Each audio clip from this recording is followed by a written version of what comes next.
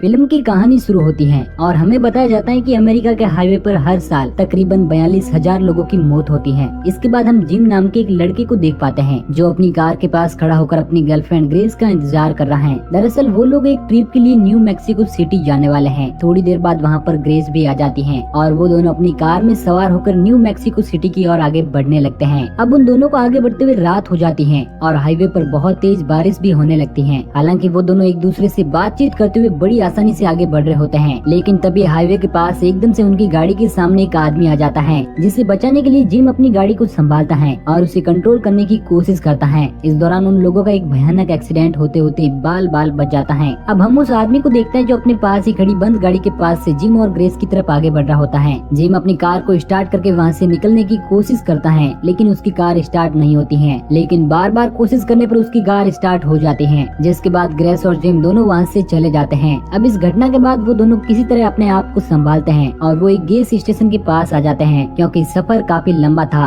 और उन लोगों के पास खाने पीने की चीजें नहीं थी। जिम वहाँ की शॉप के अंदर जाकर शॉपकीपर को बताता है कि उन्हें हाईवे पर एक आदमी मिला था, शायद जिसे मदद की जरूरत है। उसकी गाड़ी खराब हो चुकी होगी और वो हाईवे पर अकेला ही मदद के लिए खड़ा था। वो शॉपकीपर को कहता है कि अगर उन लोगों के पास किसी तरह का ट्रॉली है जिससे टॉ करके वो लोग उस आदमी की मदद कर सके तो बहुत अच्छा होगा। इतना कहकर वो वहाँ से चला जाता है। इसके बाद जिम अपनी गाड़ी में पेट्रोल डालने लगता है। तभी वहाँ पर उसी वही गाड़ी नजर आती है जिसके अंदर से वही आदमी बाहर निकलता है, जिसे देखकर जिम बुरी तरह से शर्मिंदा होता है और उसे इग्नोर करने लगता है। उसके बाद वो आदमी शॉप के अंदर जाता है और शॉपकीपर को अपनी सारी समस्या बताता है। तभी जिम भी उस शॉपकीपर के पास जाता है, जहाँ पर शॉपकीपर जिम से पूछता है कि क्या वो इसी आदमी के बारे में बात कर रहा था जो हाईवे पर फंसा हुआ था, और जिम उस आदमी से उस घटना के बारे में माफी मांगता है। वो आदमी अपना नाम जॉन बताता है और जिम को माफ कर देता है। तभी वहाँ पर ग्रेस भी आ जाती है जो वॉशरूम गई हुई थी। जिम ग्रेस को बताता है कि ये वही आदमी है जिसे हमने हाईवे पर बिना मदद के लिए छोड़ दिया था। इसके बाद जॉन जिम और ग्रेस को बताता है कि उसे पास ही के एक होटल में जाना है और उसकी गाड़ी खराब हो चुकी है। क्या वो लोग उसे मोटेल तक लिफ्ट दे सकते हैं? तो जिम भी बिना कुछ सोचे समझे उसे लिफ्ट देने के लिए राजी हो जाता है। उसके बाद वो तीनों लोग गाड़ी में सवार होकर वहाँ से चले जाते हैं। अब थोड़ी दूर आगे बढ़ने पर जॉन जिम को बताता है कि उसकी गर्लफ्रेंड ग्रेस बहुत ज्यादा खूबसूरत है और जॉन इस दौरान ग्रेस के बारे में कुछ गलत कमेंट भी करता है, जिससे गुस्सा होकर जिम जॉन की वाइफ के बारे में भी कुछ गलत कह देता है। जिसके बाद जॉन को बहुत गुस्सा आ जाता है और गाड़ी में रखा हुआ जिम का मोबाइल वो अपने हाथों से तोड़ देता है और अपने पास रखा हुआ एक चाकू निकालकर जिम को डराने की कोशिश करता है। पीछे बैठी ग्रेस ये सब देखकर पुलिस को कॉल लगाने की कोशिश करती है, लेकिन जॉन उसे पकड़ लेता है और उसकी गर्दन पर चाकू लगाकर जिम को कार ड्राइव करने के लिए फोर्स करता है। जिम और ग्रेस बिल्कुल डर चुके थे और उन लोगों को कुछ भी समझ नहीं आता है कि आखिर जॉन उन लोगों के साथ ऐसा क्यों कर रहा है। इसके बाद जिम गाड़ी का ब्रेक जोर से लगाता है, जिससे जॉन विंडो ग्लास से टकरा जाता है और घायल हो जाता है। मौका देखकर जिम उसे लात मारकर गाड़ी से बाहर फेंक देता है और स्पीड से गाड़ी को वहाँ से लेकर भाग जाता है। वो दोनों बहुत ज्यादा डरे हुए थे और किसी तरह वो लोग अपनी जर्नी को कंटिन्यू करते हैं और उन लोगों को चलते चलते सुबह हो जाती है। सुबह होने पर उन्हें हाईवे पर एक कार नजर आती है जिसके अंदर एक फैमिली मौजूद थी जो किसी ट्रिप के लिए जा रहे थे। जिम और ग्रेस उन लोगों को देखकर बहुत ज्यादा खुश होते हैं और पिछली रात हुई उस घटना को भूलने की कोशिश करते हैं, लेकिन तभी वो लोग देखते हैं कि उस कार में भी जॉन मौजूद है, जिसने उन फैमिली वालों से लिफ्ट मांगी है, जो दरअसल उन लोगों को खत्म करने के लिए उनके साथ मौजूद है। जिम को लगता है कि हमें इन सब चीजों में नहीं पड़ना चाहिए, लेकिन ग्रेस उसे बताते हैं कि हमें उस फैमिली की मदद करनी होगी, नहीं तो जॉन उन लोगों को नुकसान पहुंचा सकता है। ग्रेस की बात मानकर जिम उन लोगों की कार के साइड में अपनी कार को ले जाता है, जहाँ पर ग्रेस उस फैमिली को बताता है कि उनके साथ मौजूद वो बंदा बहुत ज्यादा खतरनाक है और किसी भी वक्त उनकी फैमिली को नुकसान पहुंचा सकता है। लेकिन इसी बीच हाईवे पर एक बड़ा सा ट्रक सामने से आता है और जिम उससे बचने के लिए अपनी कार को कंट्रोल करने की कोशिश करता है, लेकिन वो कार हाईवे से नीचे उतरकर खाई के पास आकर गिर जाती है और उनका बहुत ही खतरनाक एक्सीडेंट हो जाता है। हालांकि इस दौरान ग्रेस और जिम दोनों ठीक ठाक थे, लेकिन अब उन लोगों के पास शहर की तरफ आगे बढ़ने के लिए कोई भी ऑप्शन नहीं था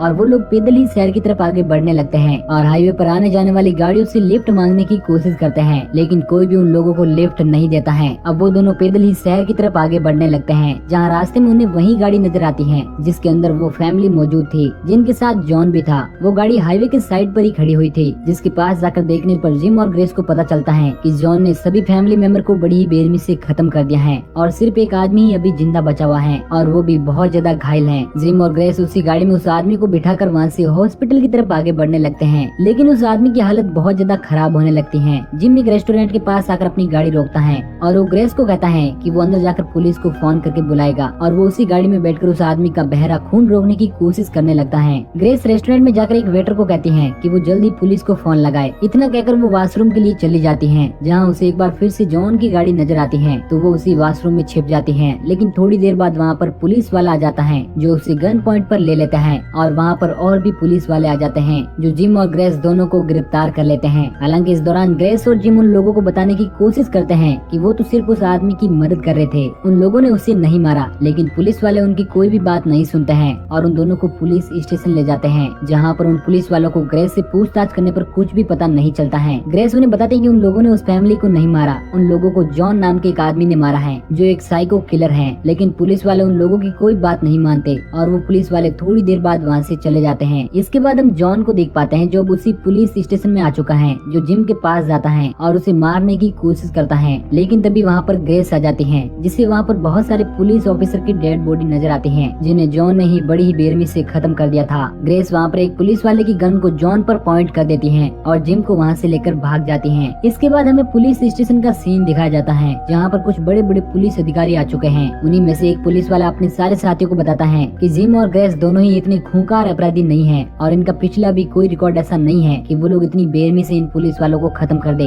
वो पुलिस वाला बताता है कि शायद इन पुलिस ऑफिसर को किसी तीसरे आदमी ने खत्म किया है, जो शायद जिम और ग्रेस को भी खत्म करने की कोशिश कर रहा है। वहीं दूसरी तरफ हम जिम और ग्रेस को देखते हैं, जो भागते भागते एक जगह पर छिपे होते हैं। तभी वहाँ पर उन्हें एक पुलिस की जीप आती हुई नजर आती है, जिसके अंदर से एक पुलिस वाला बाहर निकलता है, जो दरअसल जिम और ग्रेस को ही सर्च कर रहा था। तभी ग्रेस जिम को बताती है कि उन्हें भागना नहीं चाहिए और पुलिस को समझाने की कोशिश करनी चाहिए कि उनका असली कातिल कौन है। ग्रेस के कहने पर जिम बाहर उस पुलिस वाले से बात करने के लिए जाता है, लेकिन वो पुलिस वाला उसे गिरफ्तार करने लगता है और वो अपने सीनियर पुलिस ऑफिसर को कांटेक्ट कर देता है कि उसने एक सस्पेक्ट को गिरफ्तार कर लिया है। लेकिन तभी वहाँ पर ग्रेस अपने हाथों में बंदूक ले आ जाती है और उस पुलिस वाले को गन पॉइंट पर करके वहाँ से जाने के लिए कहती है। लेकिन तभी हम देखते हैं कि उस पुलिस वाले को एक गोली लग चुकी है, जिससे उसकी मौत हो जाती है और ये गोली कोई और नहीं बल्कि जॉन ने ही चलाई थी, ताकि इस पुलिस वाले की मौत का इल्जाम भी ग्रेस और जिम पर ही लगे। अब ये सब उस पुलिस वाले के कुछ साथी पुलिस वाले देख लेते हैं और उन लोगों को भी लगता है कि ग्रेस और जिम ने उस पुलिस वाले को अपनी गन से शूट किया है। ऐसा देखकर जिम और ग्रेस उस पुलिस वाले की गाड़ी लेकर वहाँ से भाग जाते हैं। लेकिन अब हम देख पाते हैं कि सारे शहर की पुलिस अब जिम और ग्रेस के पीछे पड़ जाती है और इस दौरान हम कुछ पुलिस वाले को हेलीकॉप्टर से भी आते हुए देखते हैं, जो जिम और ग्रेस की गाड़ी का पीछा कर रहे होते हैं। पुलिस वाले उन्हें बहुत रोकने की कोशिश करते हैं, लेकिन जिम और ग्रेस कार नहीं रोकते। तभी हम वहाँ पर उसी हाईवे पर एक और गाड़ी को आते हुए देखते हैं, जो उसी स्पीड से आगे बढ़ रही होती है और उस कार के अंदर कोई और नहीं बल्कि जॉन ही मौजूद था, जो एक एक करके सारे पुलिस वालों को खत्म कर देता है और हेलीकॉप्टर में मौजूद उन पुलिस वालों को भी मार देता है। ये सब होता हुआ देखकर जिम और ग्रेस बुरी तरह से डर जाते हैं और वो कार को उसी हाईवे पर छोड़कर शहर के ही एक होटल में जाकर छिप जाते हैं, जहाँ पर कुछ देर रेस्ट करने के बाद जिम बाहर चला जाता है। ग्रेस होटल में रहकर भी ये सब भुलाने की कोशिश करती है और टीवी देखने लगती है। लेकिन तभी वहाँ पर भी जॉन आ जाता है, जो ग्रेस को खत्म करने की कोशिश करता है। लेकिन किसी तरह ग्रेस अपने आप को बचाकर वहाँ से भाग जाती है और बाहर आकर जिम को ढूंढने लगती है, जहाँ पर जिम उसे एक ट्रक से बंधा हुआ मिलता है। जॉन दूसरे ट्रक को वहाँ से आगे बढ़ाने लगता है, जिससे जिम बंधा हुआ था, लेकिन ग्रेस उसे ऐसा करने से रोकती है। जॉन उसकी कोई भी बात नहीं मानता है। तभी वहाँ पर बहुत सारे पुलिस वाले भी आ जाते हैं, जो ग्रेस को सरेंडर करने के लिए कहते हैं। हालांकि उन पुलिस वालों को नहीं पता था कि असली कातिल कौन है। उन लोगों को लगता है कि शायद ग्रेस और जिमी असली अपराधी हैं। पुलिस वाले ग्रेस को गन डाउन करने के लिए कहते हैं, लेकिन इस दौरान ग्रेस के हाथों से गन नीचे गिर जाती है और जॉन उसे पकड़ लेता है और उसे बताता है कि उसकी वजह से उसके बॉयफ्रेंड जिम की मौत हो गई। और देखते ही देखते जॉन उस ट्रक को आगे बढ़ा लेता है, जिस कारण जिम के बॉडी के 2 टुकड़े हो जाते हैं और उसकी मौत हो जाती है। पुलिस वाले जॉन को गिरफ्तार कर लेते हैं और ग्रेस को भी अपने साथ ले जाते हैं, जहाँ पर सीनियर ऑफिसर ग्रेस को बताता है कि ग्रेस जिस आदमी के बारे में बता रही है उसका नाम जॉन नहीं है। दरअसल वो आदमी कौन है उन लोगों को भी इस बारे में नहीं पता। पुलिस वाला जॉन से पूछताछ करने के लिए जाता है, जहाँ उसे पता चलता है कि दरअसल जॉन एक साइको किलर है, जो पूरी तरह से पागल है, क्योंकि जॉन उस पुलिस वाले की बातों का जवाब अजीब ढंग से दे रहा था। पुलिस वाले जॉन को एक दूसरी जेल में शिफ्ट करने के लिए वहाँ से ले जाते हैं और उनके साथ ग्रेस भी दूसरी कार में पुलिस ऑफिसर के साथ जा रही होती है। लेकिन तभी रास्ते में जिस बस में जॉन मौजूद था, वो अपने हाथ के एक अंगूठे को तोड़कर अपनी हथकड़ियाँ खोल लेता है और बस में बैठे हुए पुलिस वाले को बड़ी बेरहमी से खत्म करके और वहाँ से भागने की कोशिश करता है, जिससे उस बस का बहुत बड़ा एक्सीडेंट हो जाता है और उसी बस से ग्रेस और उस पुलिस ऑफिसर की गाड़ी की टक्कर हो जाती है।